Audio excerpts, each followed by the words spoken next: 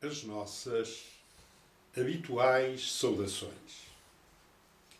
Tempo de festas, tempo de compras, tempo eventualmente de trocas, e nem sempre os consumidores sabem que direitos são os seus, porque se não esclarecem, nem são esclarecidos.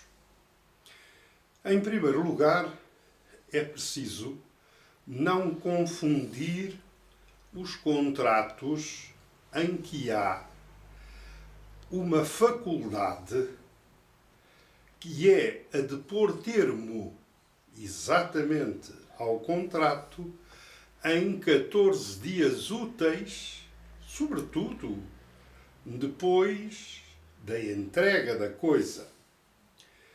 14 dias úteis nos contratos de compra e venda e de prestações de serviço ao domicílio, nos contratos de compra e venda ou de prestações de serviço à distância, por meio de um telefone ou de qualquer outro meio de comunicação à distância. Ou ainda de contratos equiparados, como aqueles que se celebram por ocasião de uma deslocação proporcionada pelo fornecedor, ou no local de trabalho do consumidor, ou ainda em reuniões como as denominadas reuniões Tupperware, em que as pessoas são convidadas para um determinado espaço e aí se faz uma demonstração dos produtos e se incitam as pessoas a comprar. Bom, nessas circunstâncias há sempre um período dentro do qual o consumidor pode ponderar, refletir e, se não quiser manter o contrato, pode pôr-lhe termo nos 14 dias subsequentes à sua celebração ou, com rigor, após a entrega da coisa.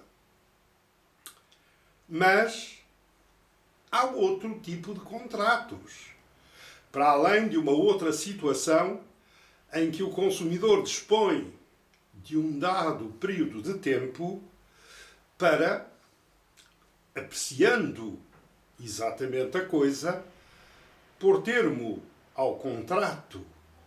É aquilo a que muitos chamam o período de experiência e que se traduz naquela velha máxima satisfeito ou reembolsado e que mais não é do que uma estratégia mercadológica que determinadas marcas ou empresas adotam para deixar o consumidor à vontade. Ou o consumidor está satisfeito e fica com a coisa, ou não está satisfeito e devolve pura e simplesmente o que determinará que lhe reembolsem o preço, lhe reembolsem o montante que despendeu naquela aquisição.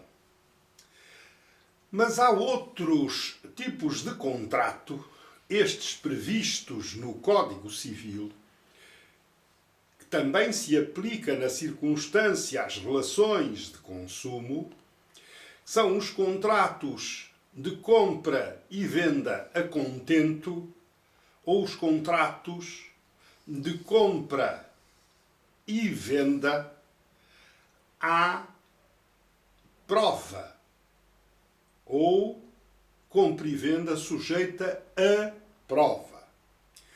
Nos contratos de compra e venda a contento, na primeira modalidade, estamos perante uma mera proposta de venda. Se a pessoa ficar satisfeita, se a coisa efetivamente for de seu gosto, então ele pode aceitar a proposta num dado período de tempo.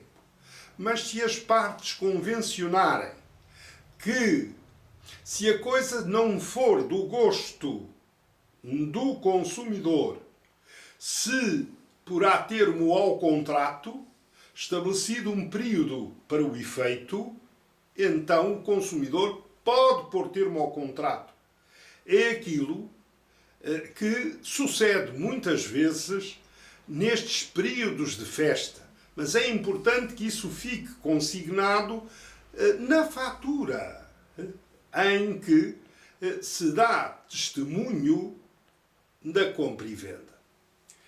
Há ainda a modalidade segundo a qual o contrato se considera celebrado consoante as condições estabelecidas, se a coisa agradar ao consumidor. Isso também está previsto no Código Civil. E há também um período dentro do qual o contrato se pode desfazer. Portanto, nestas circunstâncias, pode sempre voltar-se atrás. O contrato não será firme senão se as condições se observarem. Mas há ainda uma outra situação que decorre das garantias reconhecidas ao consumidor. Se a coisa não for conforme com o contrato, ao consumidor são cometidos 4 remédios. A saber, o consumidor pode exigir a reparação, ou exigir a substituição ou troca, ou pura e simplesmente pôr termo ao contrato, ou exigir a redução do preço inicialmente estabelecido em função da gravidade do defeito ou do vício.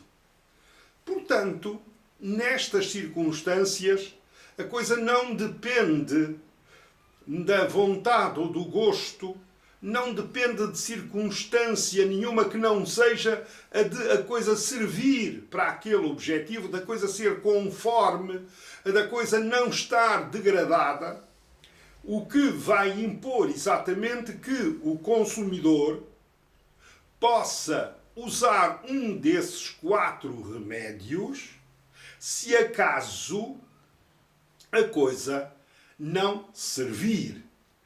Mas o consumidor tem de o fazer sem abusar do seu direito.